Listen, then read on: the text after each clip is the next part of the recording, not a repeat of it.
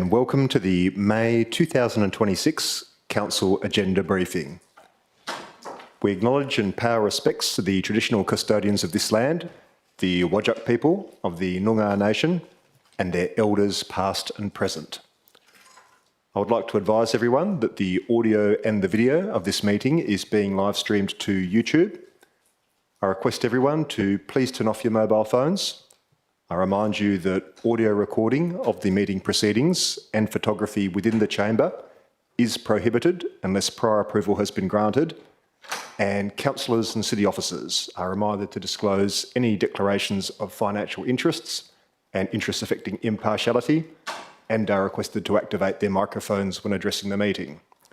So, with that, we turn to item 1, which is the declaration of opening. I declare the meeting open at 1 minute past 6 p.m. Items for council. Agenda items 2, 3, 6, 7, 8.1, 8.2, 9, 11, 13 and 14 will be dealt with at the ordinary council meeting to be held on 26 May 2026. That takes us through to item 4, which is attendances. Item 4.1 is apologies. I've received apologies from Councillor Tim Howling and Councillor Bronwyn Moore. Item 4.2 is approved leaves of absence, of which there is nil for this evening. Item 5 is declarations of interest. Mayor Greg Milner, that's me. I've declared an impartiality interest in item 10.3.2 because I know a number of the residents at Collier Park Village. Councillors, does anyone else have any declarations of interest? Councillor Lees. Thank you, Mr Mayor. I'd like to declare an impartiality interest in item 10.4.4, policy review. As most people know, I'm a co-founder of the South Perth Tree Canopy Advocates and a co-founder and committee member of the WA Tree Canopy Advocates, and one of the policies deals directly with these matters, tree canopy and urban greening. So I declare an interest, but I will deal with the matter impartially and consider it on its merits and vote accordingly. Thank you. Thank you, Councillor Lees. Councillors, any other declarations of interest? No. Okay. In that case, we'll move on to item 8, which is presentations. Item 8.3 is deputations, and this evening we have 2 speakers who will each have up to 10 minutes to address council. And once again, while everyone's insights and perspectives are always valuable, as per previous meetings, please keep your comments concise, to the point, and respectful towards both elected members and city officers. And with that, I'll invite Ms Jackie Hall and Mr Robert Walker of Perth, who are speaking for the officer recommendation at item 10.3.2. Welcome to you, Ms Hall and Mr Walker. We look forward to your deputation.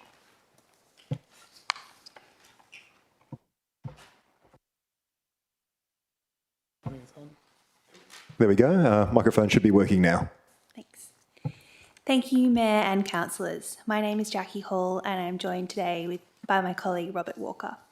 Robert and I are planning consultants representing Amana Living and speaking in relation to item 10.3.2. Amana Living is the proponent of the proposed scheme amendment at 2 Bruce Street, Como, and the site currently operates as a retirement village known as Collier Park Village. The scheme amendment proposes to add 4 non-residential uses, being medical centre, hospital, office and recreation private, to the additional use table within the city scheme. The proposal will expand the services offered to residents living at the retirement village on site. Whilst they will be predominantly used by the residents, these services are also proposed to be open to the public to integrate the retirement village within the residential area and to provide everyday services to the surrounding Como community. This will create an integrated care community which supports ageing in place, improved health and wellbeing outcomes, and reduced isolation and car reliance by positioning facilities where residents live. The intention is not to create standalone commercial development on the site. The site will continue to be used predominantly for aged care purposes, with these additional uses provided as a supporting function. We'd like to thank the City's officers for their thorough report and recommendation to initiate the scheme amendment. We request Council endorse the officers' recommendation. Thanks for your time, and Robert and I are happy to answer any questions. Thank you very much for the deputation. Councillors, do we have any questions for Ms Hall or Mr Walker? Councillor Lees. Thank you, Mr Mayor, and thank you, Ms Hall and Mr Walker, for attending tonight. I note that there is an office use proposed as one of the additional uses. Can you explain to me how that would support the aged care facility and how we would ensure that it relates to the aged care facility going forward? Yeah, certainly. Thanks for the question, Councillor. I think when we were having some initial meetings with Amana Living about, because we're doing some of these for various sites, they were discussing potential locations where they might have a small office to undertake some of their facilities. So that's was kind of the purpose behind putting that use with the scheme amendment documentation.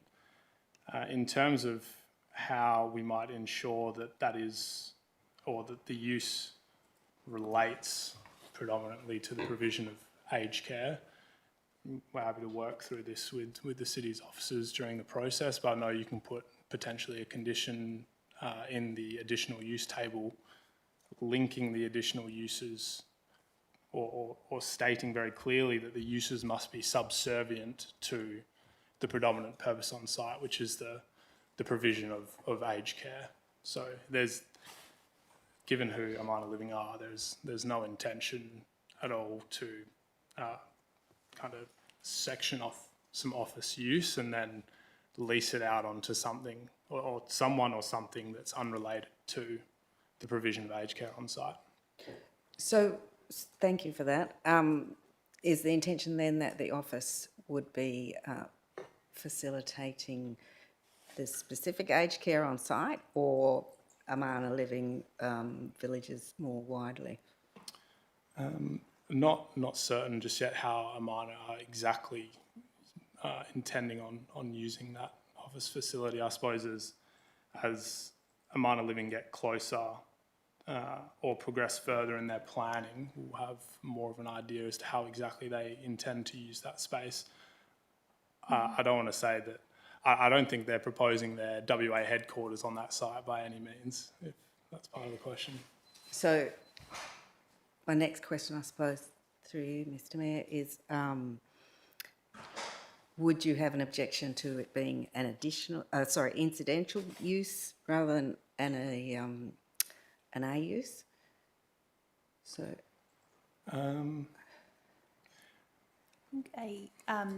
Working with the city's officers, a condition, as Robert said, requiring any use to be associated with the aged care use of the site would do what you're alluding to, assist with that. that would be a condition at time of development approval. No, in the additional use table where we Oh, I have see. the uses listed, there's a column to the right that says condition, and you can put conditions in there. Thank you. Another question, if I may, Mr Mayor. In terms of the hospital use, what is envisaged there? Thanks for the question. So with the hospital, Amana have had some preliminary discussions with a potential day hospital provider who showed some interest in providing some sort of service to the site, predominantly for internal residents. There is certainly no intention at this stage to accommodate any sort of overnight hospital services, but I know that there is a potential tenant that's had some high-level discussions with Amana about, a potential partnership on site. So. Thank you. Thank you. Any further questions? Oh, one more? Yes, Sorry, far away. Mr. Mayor. In relation to the use of the site by local residents, the passive recreation use there, would you be, how would you be imagining that might be managed? Are people just free to walk through, or should that be a use that's on the list, or? So I'm not, by passive recreation, what are you referring to the private recreation use that we're... Well, I think in the outline it discussed people being able to use the open space on site.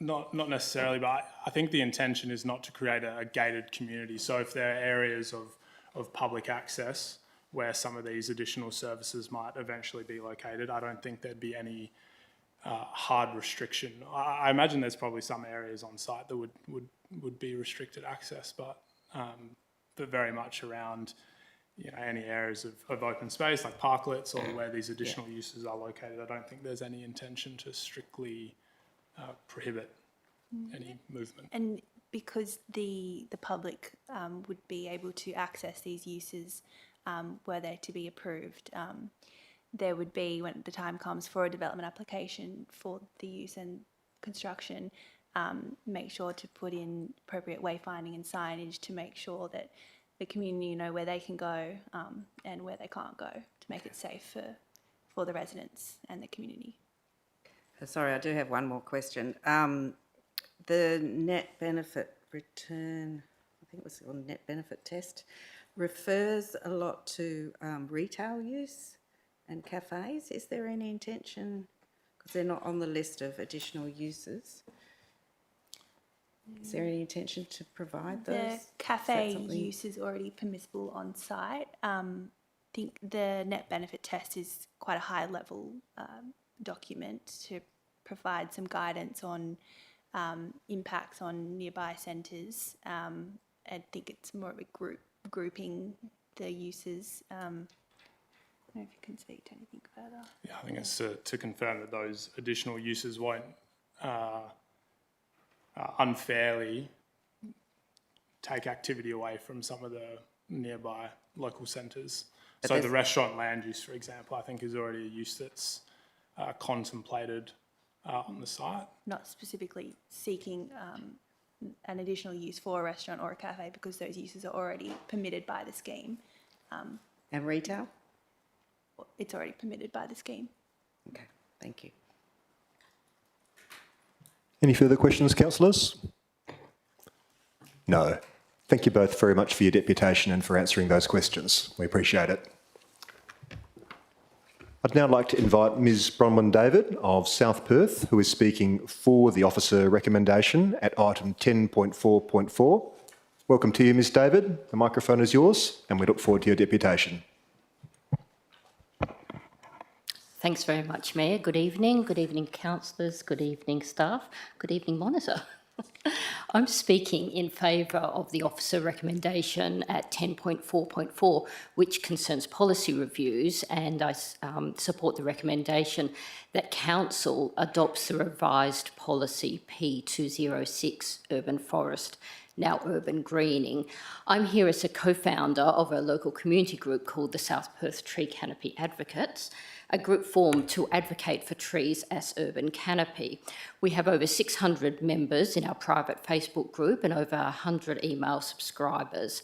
And on behalf of all of those advocates, I was delighted to see the insertion in Policy 206, Urban Greening, words to the effect that the city will not consider requests for removal of trees on land under the care and control of the city unless removal is required for public safety or removal is required to protect the health of flora and fauna in the area. And really, what other reasons could there ever be? It takes a certain level of audacity to contemplate removing trees, literal life givers, for any other reason.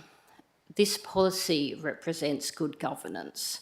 According to the city's governance framework, the foundations of the city's governance are in the strategies, policies and procedures established to meet legislative requirements, manage issues and relationships affecting the city while achieving the goals outlined in the strategic plans.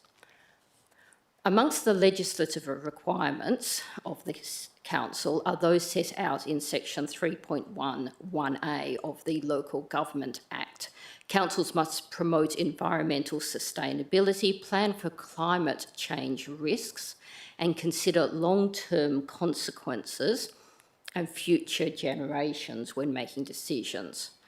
One of the cheapest and most effective things local government can do for the environment is to plant and, crucially, given the speed at which trees grow, to retain trees. We saw what happens when council ignores good governance and its obligations to the environment when the council voted to remove 6 saplings from the South Perth foreshore. The public response was overwhelming. More than 650 people signed a petition seeking to overturn the decision.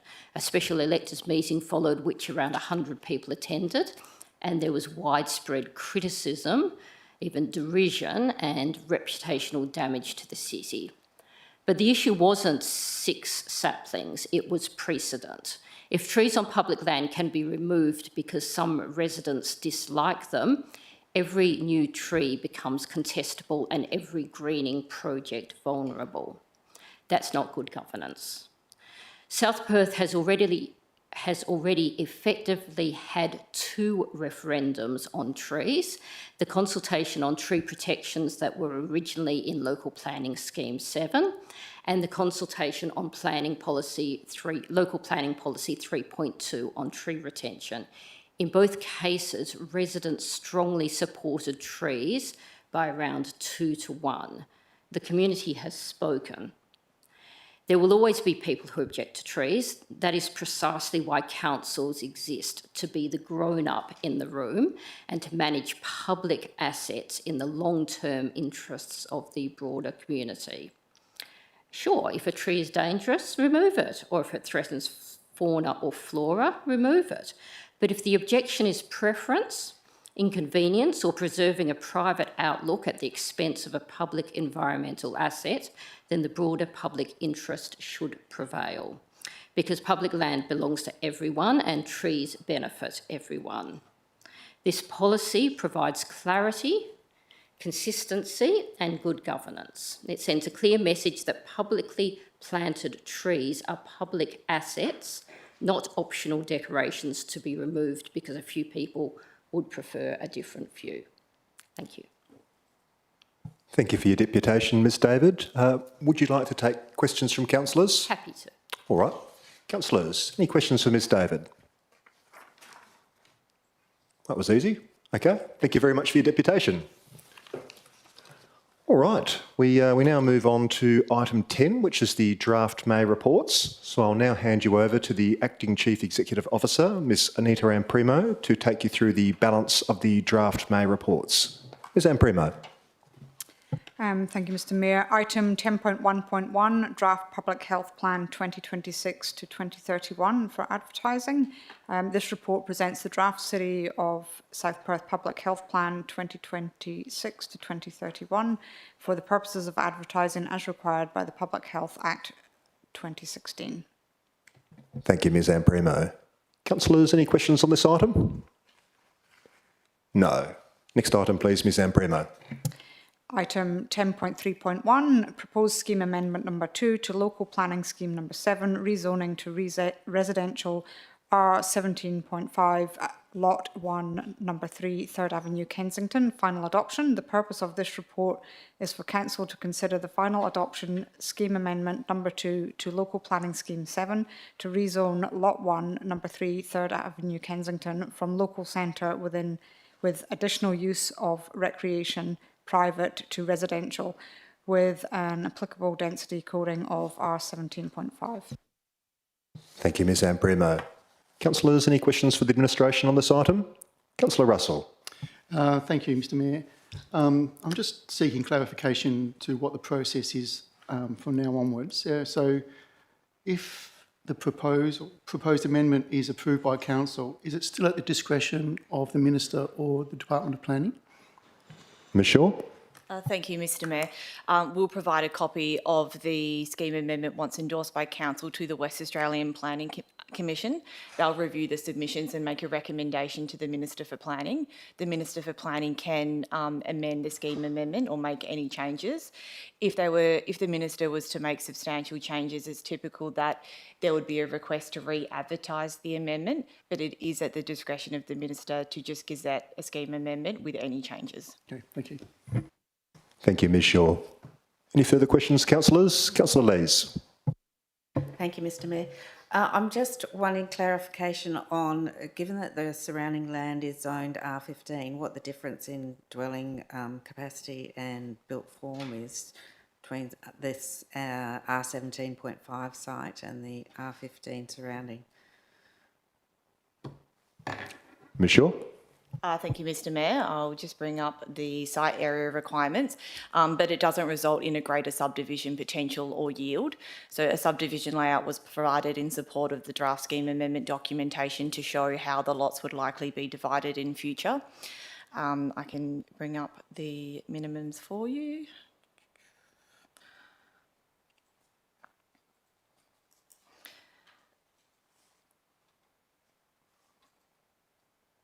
I might actually just take that on notice so I can provide you the minimum and average site areas. Thanks. Thank you, Ms Shaw. Councillors, Councillor Lees. But essentially, we're talking 3 dwellings under both zonings, codings, sorry. Ms Shaw. Thank you, Mr Mayor. I can tell you right now, actually, I found it. If it's a single house, the minimum site area is 580 with an average of 666 square metres, and R17.5 is a minimum 500 with an average of 571 square metres, so you would still have 3 lots. Thank you. Thank you, Ms Shaw. Councillors, any further questions? No. Next item, please, Ms Amprimo. Item 10.3.2, proposed scheme amendment number 4 to local planning scheme number 7, additional land uses, lot 3296, number 2, Bruce Street, Como, Collier Park Village. The purpose of this report is for council to consider scheme amendment number 4 to local planning scheme number 7 to provide additional land use permissibility provisions within table 5 at lot 3296, number 2, Bruce Street, Como, Collier Park Village. Thank you, Ms Amprimo. Councillors, any questions for the administration on this item? Councillor Russell. Thank you, Mr Mayor. I understand that the land use for this land is residential. And I've looked at the text and it says for cafes and retails, it's land use or A. And to me, that's use is not permitted unless the local government has exercised its discretion by granting a DA. So just to be clear, at the moment, a cafe or a retail outlet is not permitted on this land. Is that correct? Ms Shaw. Thank you, Mr Mayor. You're correct in that it's a discretionary land use. Okay. So the use isn't permitted unless development approval has first been obtained after advertising has occurred. Okay, thank you. Another question, Councillor Russell? Yes, I'm just a little bit unclear as to the inclusion of point 1. So let's just assume this, that the officer's report states that the council need only to specify in the amendment if it's to be a complex standard or basic amendment for advertising purposes. So, which goes to point 2 of the notice of the motion. So hence, with the inclusion of point 1, and if the motion is approved, then is the resolution of council also to effectively recommend the approval of the amendment? Ms Shaw. Thank you, Mr Mayor. No, so after a resolution of council is passed to amend the local planning scheme, the city is required to submit copies of the draft amendment to the West Australian Planning Commission for certification for advertising. Once we've received that, we'll put it out for public advertising. It then comes back for council for consideration for final adoption of the scheme amendment. That then gets provided to the West Australian Planning Commission again for a recommendation to the Minister. So at this stage, it's effectively initiation is the colloquial term. Thank you, Ms Shaw. Councillor Russell? Can the motion work effectively and be in order without item 1? Ms Shaw. Thank you, Mr Mayor. No, because the recommendation needs to include what council is recommending to the West Australian Planning Commission in terms of the scheme amendment itself. So the officer recommendation at part 1 contains the specifics of the amendment detail as to how local planning schemes specifically will be amended. The scheme amendment report that's submitted provides the additional detail, provide justification for part 1. Okay, so let me just, again, just to clarify then. So the process is that it, let's just say it's approved by council. It goes to the WAPC as is, or perhaps modified, goes to WAPC in some form, and then it's at the discretion of the WAPC and the minister to decide if it's to be at a complex or a standard development Michelle? or amendment. Thank you. So it will go as is, unless council resolves next week to make any modifications to the officer recommendation. Yep. The city's of the view that it's a complex amendment because the land uses are in X use, but the regulations provide for the applicant to seek the advice from the West Australian Planning Commission as to whether they agree that it is a standard, complex or basic amendment. So the West Australian Planning Commission could determine that the scheme amendment is a standard amendment. The difference for that is a standard amendment requires 42 days advertising, a complex amendment requires 60 days advertising. And just to clarify, then it comes back to council. Correct. Okay. Who funds the advertisement? Is it the council or is it the applicant? It is, sorry, through you, Mr Mayor, it is the applicant as part of the fees paid for the scheme amendment application once submitted. Okay, thank you. Thanks. Any further questions? Councillor Lees. Thank you, Mr Mayor. Just on that part 1 there, if that word amend was changed to initiate, would that have any impact on the process? Michelle? Thank you, Mr Mayor. So the city's preference is that the word amend is retained in there. However, you are welcome to submit an amendment to insert brackets initiation if you would like to make it additionally clear to the residents that this is the initiation phase. And that wouldn't affect the process? Thank you. No, it would not. Thank you. I had one further question, thank you. Please proceed. I note that the uses are proposed as A uses under the conditions, and further to the deputy's comments. What would be the implications of making them I uses, so incidental uses? Michelle? Thank you, Mr Mayor. So they would be IP uses provided in local planning scheme number 7. The implications of that is that any uses would need to be directly related to the aged accommodation use that's already provided on the site. In considering changing those land uses to an IP use, it's likely that the officer recommendation would be to not support the initiation of the scheme amendment. And the reason being is that IP uses are typically only appropriate where they directly relate to the use that's predominantly operating. And you can see through the scheme amendment report, the applicant is intending to provide for public use of these different land uses, which would be beyond being incidental to the aged accommodation on the site. So just Thank you, Michelle. Councillor Lees? following on from that, thank you, Mr Mayor. The office use, I'm presuming, would not be used by local residents? Michelle? Thank you, Mr Mayor. The applicant hasn't provided detail at this point as to who would be utilising the office space. However, I do note that in addition to the scheme amendment report, because of the tenure of the land and the memorials on the site, the Minister for Planning would need to approve any use that's on the site, in addition to it being contained and provided for in our local planning scheme. So if the Minister wasn't satisfied that the use or the occupation of that use reasonably related to Amana Living, it could also be refused. Thank you, Michelle. Councillor Lees? That would be the, through Mr Mayor, that would be the Minister's decision then, though, not the city's or the council's. Michelle? Thank you, Mr Mayor. That's correct. Thank you. Any further questions, councillors? No. Next item, please, Ms Amprimo. Item 10.3.3, Local Planning Strategy Status Report. This report provides a status update on the actions outlined in the city's local planning strategy, including details of completed, pending and in-progress actions. Thank you, Ms Anne Premo. Councillors, any questions on this item? No. Next item, please, Ms Anne Premo. Item 10.3.4, RFT 15/2025, Provision of Turf Renovation Services Panel Arrangement. This report recommends Council accept a proposal from Lone Doctor and Statewide Turf Services for RFT 15/2025 Turf Renovation Services Panel. Thank you, Ms Anne Premo. Councillors, and bear in mind there is a confidential attachment, of course. Councillor D'Souza. Thank you, Mr Mayor. My first question is, has the city in the past utilised panel RFTs for turf renovation issues? Ms Loeb, should I send that to you? Or Ms Anne Premo?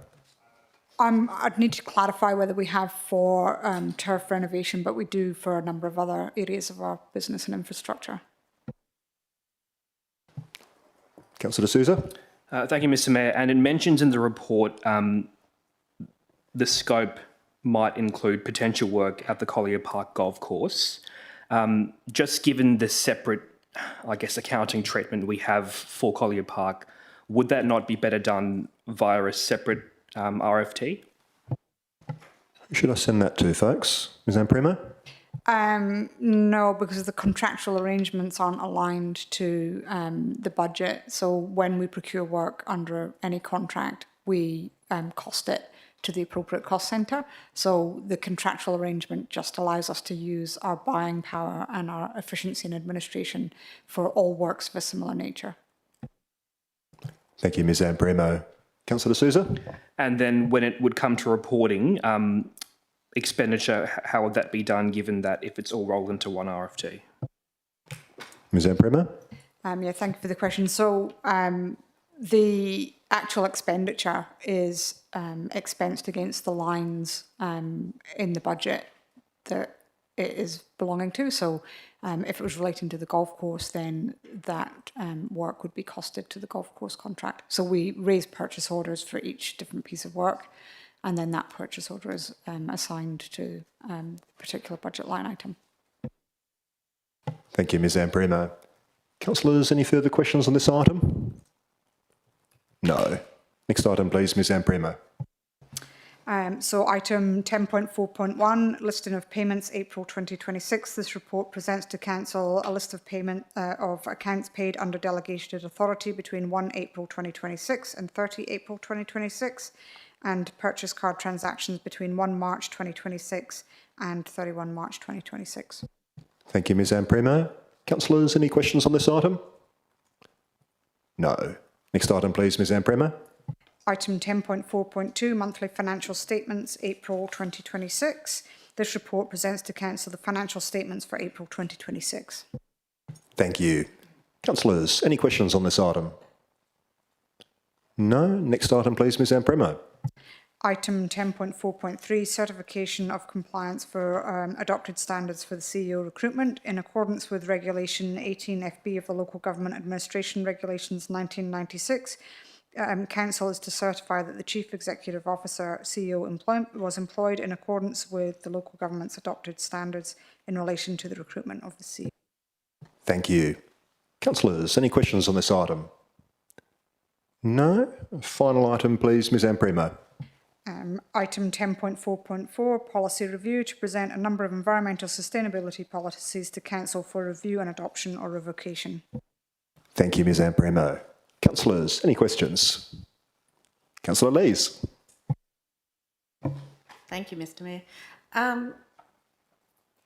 In relation to the sustainability policy, can you tell me what reporting the city does on sustainability at the moment, please? Ms Catalini, should I send that in your direction or to Ms Loeb?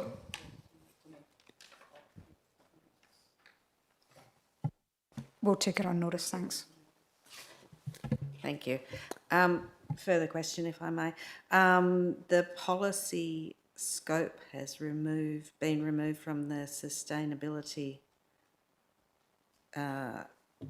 policy. Can you please explain the reasoning for that? Ms Catalani or Ms Loeb?